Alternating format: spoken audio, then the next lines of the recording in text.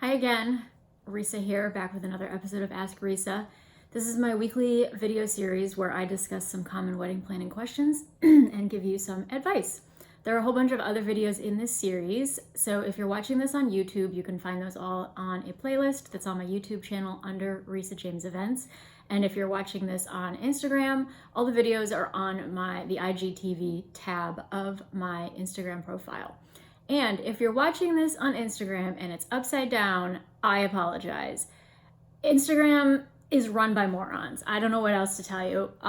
Lately, my videos, they upload fine, and then a couple of hours later, all of a sudden, they're upside down. So I don't know what Instagram is doing. There's no way for me to contact them and get customer service because they don't have any customer service. So if it's upside down, sorry, I don't know what to tell you. Just go with it. Turn your phone upside down or something. So anyway, on to this week's topic, which is wedding signage. I was meeting with a client yesterday and we were reviewing all the potential types of signage we might want for her wedding. And so I thought this would make a good topic for an Ask Risa video because weddings do require a lot of signage. I mean, you can get by with minimal signage, but the more signage you have, the easier things are going to be for your guests because it just helps them understand what's going on, where they're supposed to be, what they're supposed to do, things like that.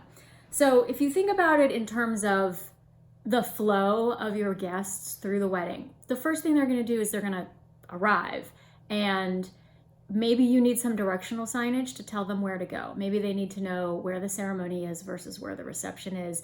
You might want some arrow signs pointing in different directions if those things are happening in different directions.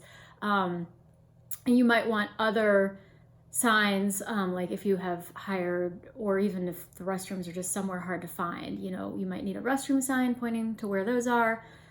Something like that. Wayfinding basically is what we call that. So then you might want a welcome sign. A big welcome sign is something that a lot of my clients do.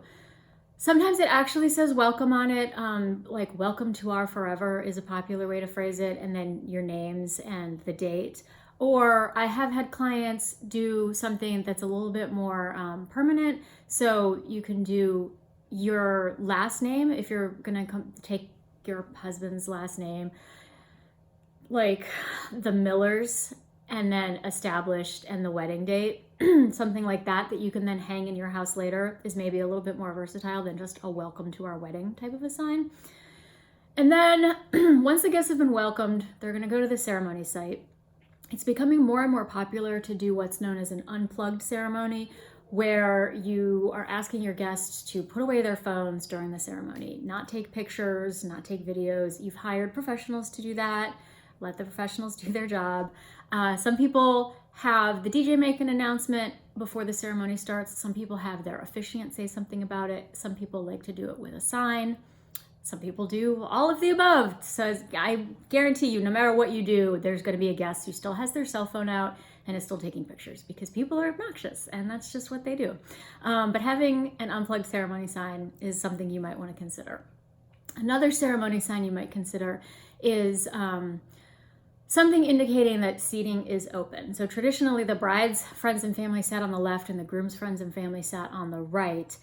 That is much less common now. Most people have what's referred to as open seating, where you can just sit wherever you want to. And so you can have a sign.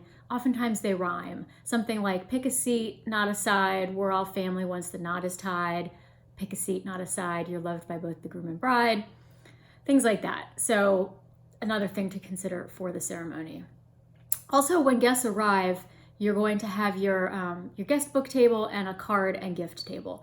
Not that many people bring gifts to weddings anymore because online registries just make it easy for the gifts to be sent straight to the couple's home. But a lot of people still bring cards, and so you need some sort of receptacle to collect the cards, and you might want a sign that just says cards, something like that. And then for your guest book, again, not everybody does a book these days, you can have a sign that just says, please sign our guest book, or something really straightforward like that, or no sign at all, because a guest book, people are mostly going to figure that out. But something that's become popular lately is those Instax Polaroid cameras.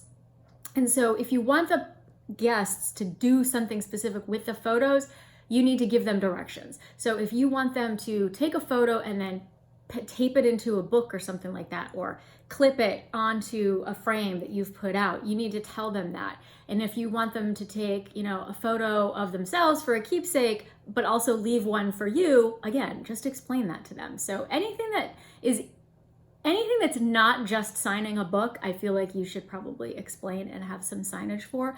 That way people will know what's happening. So then you get to like the seating for the reception. And in most cases, you're going to be assigning people to sit at particular tables. Some cases you may not. Maybe you're having completely open seating, that's fine. But in most cases, you're going to assign people to tables. In some cases, you might be assigning them to specific seats. So if you're just assigning people to tables, maybe you want a big chart for the seating chart, like table 1 and the list of names, table 2 and the list of names, something like that. Or maybe you want to have those names hand painted onto a mirror or a large piece of glass, multiple panes of glass. These are all things that I've seen done. But you need something to tell people where to sit. If you're not doing a larger chart, then you'll need individual escort cards, either the tented, folded escort cards with their name and their table number on it, or if you're doing like a combo escort card take-home favor. I have some clients who are going to do caramel apples as their take-home favor, and we're considering also using those as the escort cards. So we'll just put a little flag on the stick that's in the apple, and that will have their name and table number written on it, and those will all be displayed. So again, it might be a sign or it might be individual something or other, but you need to tell people where to sit. And then if you are assigning seats, you'll need another card or something on the table so they know which seat is there. So they pick up something in the front end that tells them, oh, you're at table 7. Then they get to table 7 and there's a card on the table to tell them this is your seat. So you need those as well.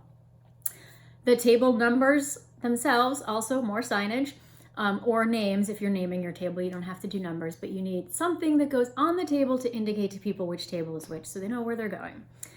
And then you'll probably want a bar menu. It's usually good to list out, if you're doing signature cocktails, what those are, and maybe you want to list the type of wine that you have, especially if you're having multiple types of red or multiple types of white. Maybe just list like the producer and the varietal, like Robert Mondavi, Cabernet Sauvignon, Charles Krug, Pinot Noir, something like that. You don't have to get elaborate with it. You don't need to put the vintage year or anything like that unless you really want to. And then if you have multiple kinds of beer, having the beers listed is also helpful. The bartenders will usually put out like samples of the bottles of beer and sometimes the wine too, so people can see what's available, but it's nice to have a menu.